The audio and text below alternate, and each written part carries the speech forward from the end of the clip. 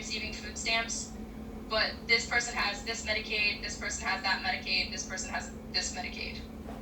So this is Medicaid, right here, the MMC is Medicaid for a child, MMP is Medicaid for a parent, MN is newborn. Like, you don't need to necessarily know that. All you need to know is that it's M and they're getting Medicaid. But it's nice to know the differences. Yeah. So they could be receiving different types of Medicaid, right? So just be aware of that. All right, so I'm gonna go up here, and we're gonna talk about the AG group status. So OP is open, PE is pending, CL is closed, DE is denied, EN is enrolled. Okay, this is page 113 on your document, just so everybody's aware. And then the benefit program, these are the different categories for these programs, okay? Curious, is that those codes or whatever, are those excessively, extremely important? These, the categories, or are you talking about the... Right there, the AG, or is that just kind of an FYI? Just an FYI that when there's an OP under the AG status. So this is for cash assistance, benefit amount, and issuance date. So you guys know the IQAA, AWER, and the AWAA for the case number. Once you've gone to those pages, you're going to use the information from those pages to look up this information, okay? So IQCH is the code that you're going to put in the next tran, okay? And so if you see a DCR category, a DCU category, or a DCI category, this refers to the cash assistance. So in the PARMS, it's a little different. You're going to put the case number, the category, which is the ADCR, ADCU, or ADCI, and the sequence number. Could you move the screen up a little so we can... Are you telling us, should we look at this also? I want you to look at this part first. I didn't see that. This is what I want first, because this is how you write it out. Case number / category / sequence. Right? So this is what you would enter in the PARMS. Okay? This is the transaction. This is what you would enter. You get these two things here from the IQAA or the AWAA or the AWER, depending on what you look at. And we do the case number, category, and sequence, all that to get to find what or to do what? To see when they're gonna get their deposit. Oh, okay. And how much they're gonna get when it gets deposited. Okay. Thank you. So this is the cash issuance history. This will show the benefit deposit date, right? So the date they were assigned to get their benefits sent to their EBT card. Next to that, so number 1 here. Everybody see number 1? Where my little cursor is? Oh yeah. Okay. It says date. Underneath that it says 10/2/2021. Then month the benefits are intended for is benefit period, which should read month and year, right? So there will not be a date there, it's the month and the year. So October 2021.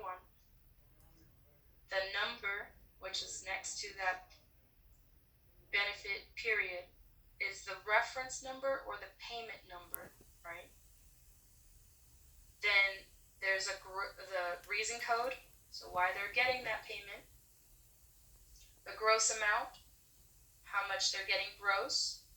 Recoupment amount, if they owe something or there's been some sort of adjustment, right? Let's say they were receiving benefits which they were not eligible for. We would take it out of their amount, and that's why we only tell them the net issuance amount. which is what the monthly benefit amount will be put on the card. Can I assume that we should never mention the recoup amount? Because that will just open a can of worms for us. For you, yes. I mean, if they ask why For us. is it, yeah. If they ask why is it that amount, I can go ahead and get you over to DCF to get more information. Good enough. Or not DCF. I can send you to a different department to get more information, right? Just, does everybody understand why you would go to this page? Yes. I want that from everyone. I have two other questions on this. Sorry to bother you with this. Number one, the number on the date that shows the number for that references that amount. Should we not use that? Because that will open up another can of worms. We don't need to give it to them. Okay, What you need yeah. to give them is the date, the three things that are highlighted.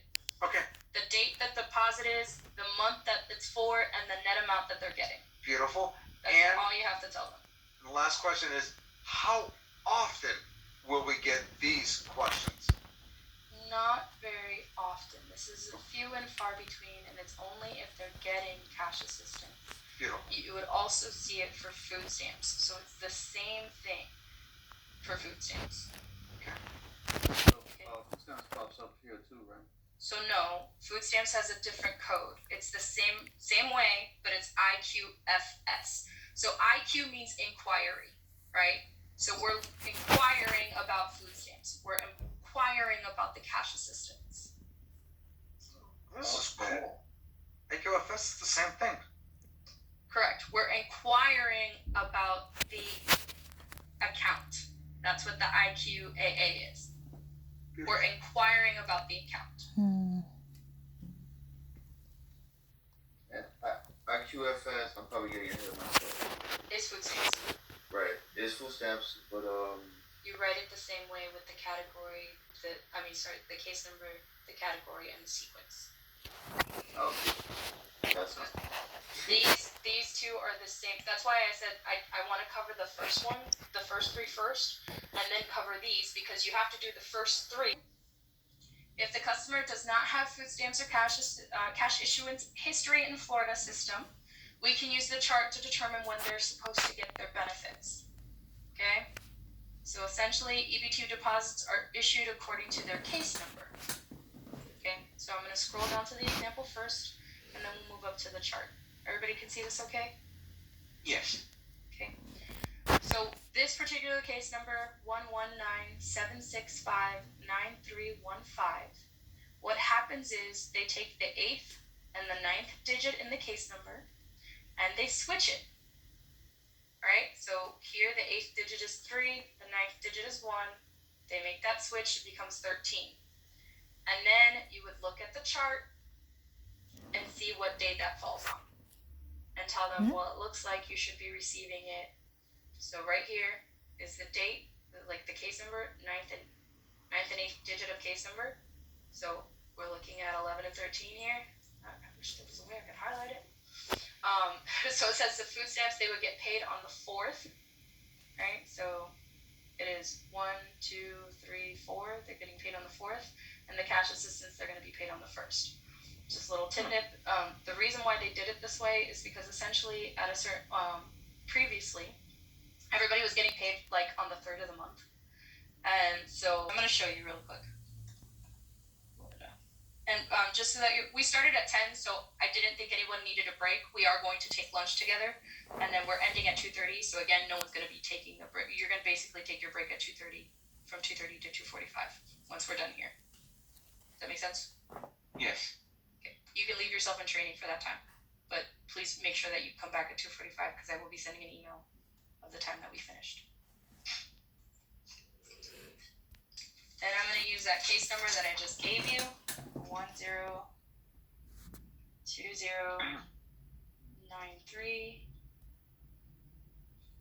1020936401, and hit enter. So this is the IQAA, right? So this is the inquiry. So I can see here, I'm going to highlight it here. This I can highlight. So you see these categories here?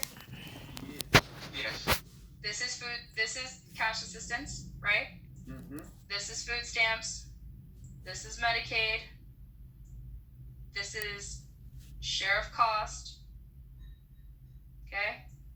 This is the Medicare savings program. I got a question. Wow. Totally, just out of curiosity, if for any reason we needed to, is there a way to go further back? You see Further the back. bottom? The bottom is SLMB. Is there a way we can go to like another page? To see more than what's showing on there? If it says more here in the corner, you could hit F8 to go to the next page. Okay. Good enough. Just curious. But if there's no more, then that's it. This is all that they're getting. Okay. Okay, so here is the sequence number. You see how there's 01, and then when you go to this one right here, NAR says 02. Yep. So I'm gonna keep going. So this is the person's name. They failed. They were receiving $900 a month, and now they were denied for this code. You see that? Yes. Okay. So And I'm gonna gotta- go here to the food stamps one real quick, John. Real quick. Of course. Yeah. You go see ahead. here how they passed. They're supposed to receive $78, and it's open. If they don't have a history, you would just say, so it looks like you're receiving $78. You're supposed to be receiving $78 a month for food stamps. And then you're supposed to be, so what's the case number? The case number is 40. I'm going to look at the chart real quick. So 40, can somebody read that to me? Yes. Um, So they would get the $78 on what day of the month? on the second. Correct. Do you see how that works? Yes. And that's it. That's all you would tell them. Can you go back to the Florida screen? I have a question. Florida Sure. screen. All right. We're like the next one down, MA space R. Mm-hmm. When we go into the Florida and we go in the farms, the case, the category, that's the category. Do we put MAR, MA space R, or MA? So you would never. So you don't need to. So the category is only for cash assistance or food stamps. You would only do those two codes for this. Okay. You don't need it for the Medicaid. Okay. Okay. I was out of bounds there. Sorry. No, you're fine. I'm answering your question. So the codes, the other two codes, the IQCH and the IQFS, is only to look at history of payment for food stamps and cash assistance. That's the only time you would use it. For everything else, it is just those three codes and the case number.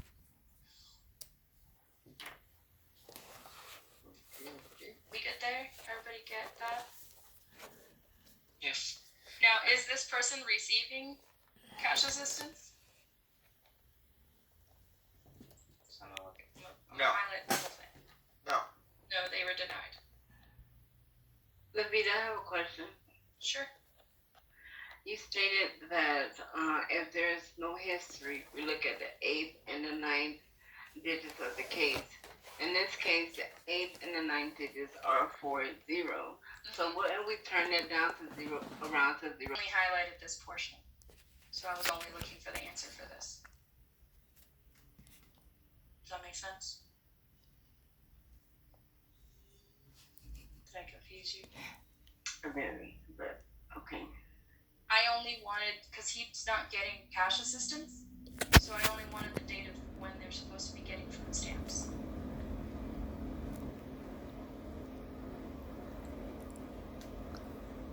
Which would be, you were correct, the 04. So you're still right. It's the 04 and they're getting it on the second of each month. You're right. food assistance. Correct. FA is food assistance, FS is also food Right. assistance. It's food stamps, essentially. We good there? So again, category for the food assistance, FA, SNAP, or FS, right? They're all the same thing. It's FS. And then the maximum benefit amount. So the maximum benefit amount and income limit for food assistance is gross countable income must not exceed gross income limit.